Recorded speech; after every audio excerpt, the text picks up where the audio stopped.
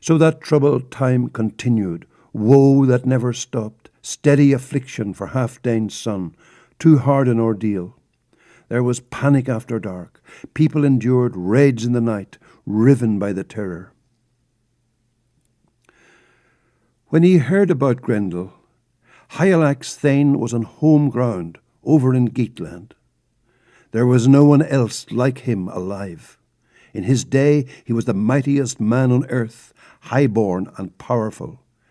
He ordered a boat that would ply the waves.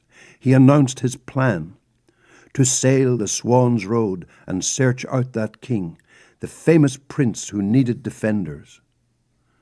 Nobody tried to keep him from going. No elder denied him, dear as he was to them. Instead, they inspected omens and spurred his ambition to go, whilst he moved about like the leader he was, enlisting men, the best he could find. With 14 others, the warrior boarded the boat as captain, a canny pilot along coast and currents. Time went by. The boat was on water, in close under the cliffs. Men climbed eagerly up the gangplank. Sand churned in surf. Warriors loaded a cargo of weapons, shining war gear in the vessel's hold, then heaved out, away with a will in their wood-wreathed ship. Over the waves, with the wind behind her and foam at her neck, she flew like a bird, until her curved prow had covered the distance, and on the following day, at the due hour, those seafarers sighted land, sunlit cliffs, sheer crags and looming headlands, the landfall they sought. It was the end of their voyage, and the Geats vaulted over the side, out onto the sand, and moored their ship. There was a clash of mail and a thresh of gear. They thanked God for that easy crossing on a calm sea.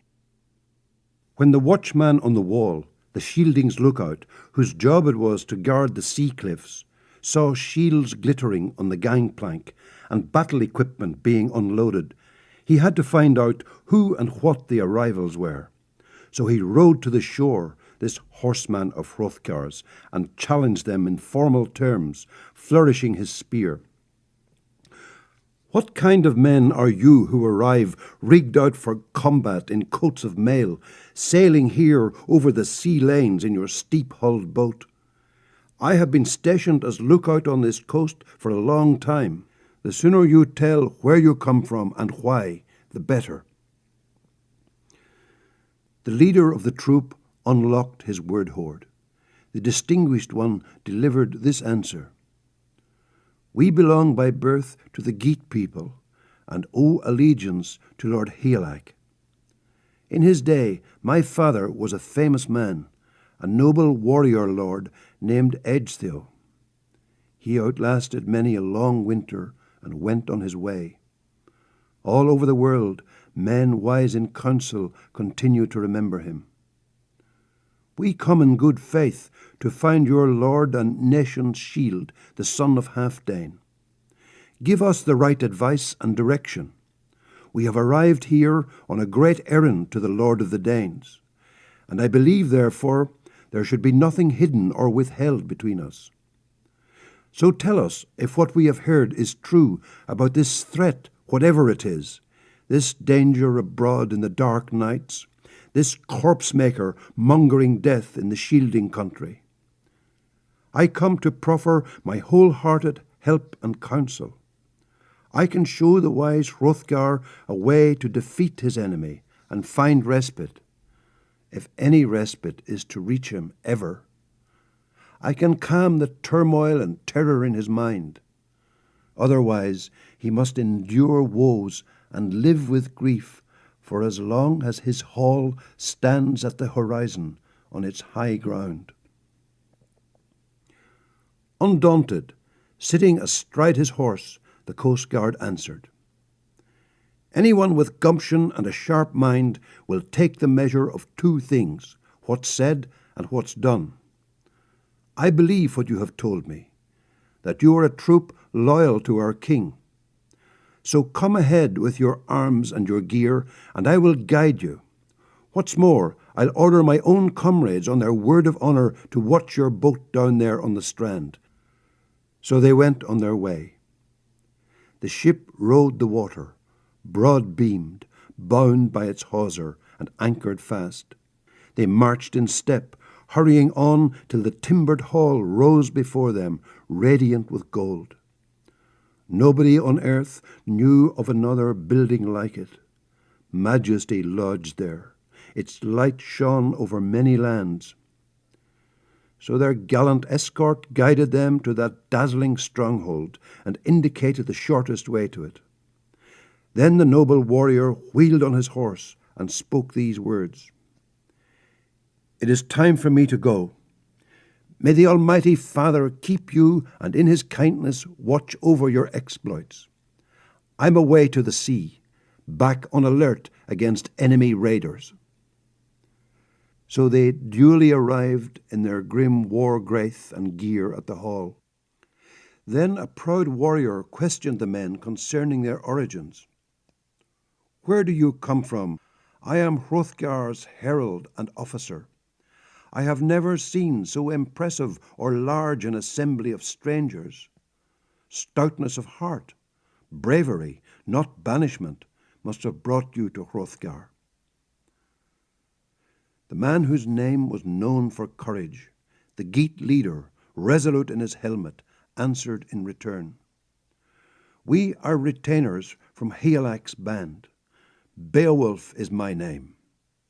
If your lord and master, the most renowned son of Halfdane, will hear me out and graciously allow me to greet him in person, I am ready and willing to report my errand." Wulfgar replied, "I will take this message in accordance with your wish to our noble king." At the door of the hall, Wulfgar duly delivered the message. "My lord, the conquering king of the Danes, bids me announce that he knows your ancestry, also that he welcomes you here to Heorot, and salutes your arrival from across the sea. You are free now to move forward to meet Hrothgar in helmets and armour." The hero arose, surrounded closely by his powerful thanes. A party remained under orders to keep watch on the arms. The rest proceeded, led by their prince under Heorot's roof. And standing on the hearth, in webbed links that the smith had woven, Beowulf spoke: "Greetings to Hrothgar. I am Healak's kinsman, one of his hall troop. My request, O king of bright Danes, dear prince of the Shieldings, friend of the people and their ring of defence, my one request is that you won't refuse me, who have come this far, the privilege of purifying Heorot, with my own men to help me, and nobody else. I have heard, moreover, that the monster scorns in his reckless way the use of weapons. Therefore, to heighten Healak's fame and gladden his heart, I hereby renounce sword and the shelter of the broad shield, the heavy war board. Hand to hand is how it will be, a life and death fight with the fiend. Whichever one death fells must deem it a just judgment by God. Fate goes ever as fate must." Hrothgar, the helmet of Shieldings, spoke: "Beowulf, my friend, you have travelled here to favour us with help and to fight for us. Take your place at the table. Relish the triumph of heroes to your heart's content." Then a bench was cleared in that banquet hall, so the Geats could have room to be together, and the party sat, proud in their bearing, strong and stalwart. Beowulf, the son of Ecgtheow, declared: "I had a fixed purpose when I put to sea. As I sat in the boat with my band of men, I meant to perform to the uttermost what your people wanted, or perish in the attempt, in the fiend's clutches. And I shall fulfill that purpose, prove myself with a proud deed, or meet my death here in the mead hall.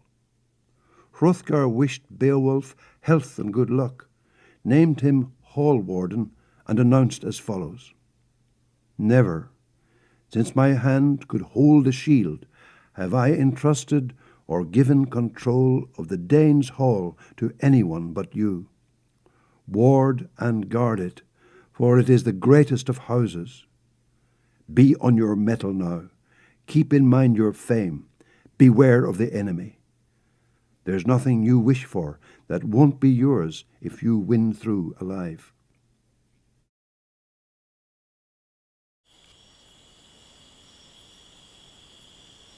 I'll kill you, Leonard Nimoy.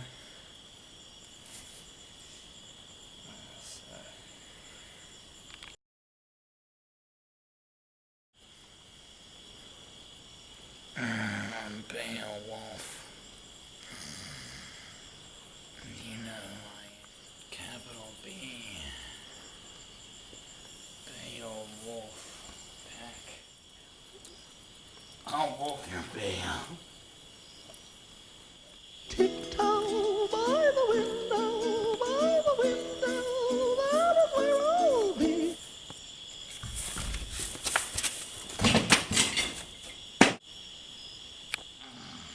Just take some leave, you'll be Come tiptoe through the tulips with me.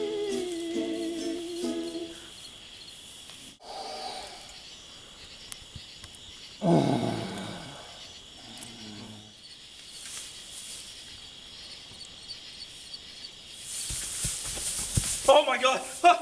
Ah! Ah! Ah! God! Ah! Ah! My leg!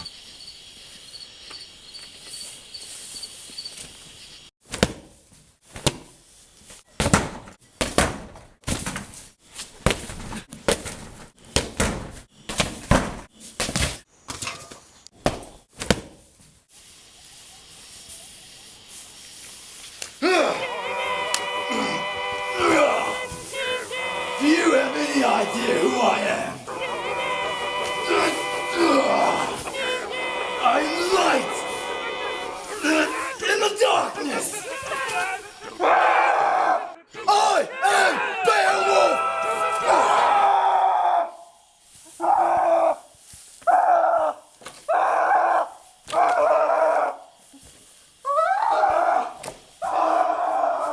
Run, you coward!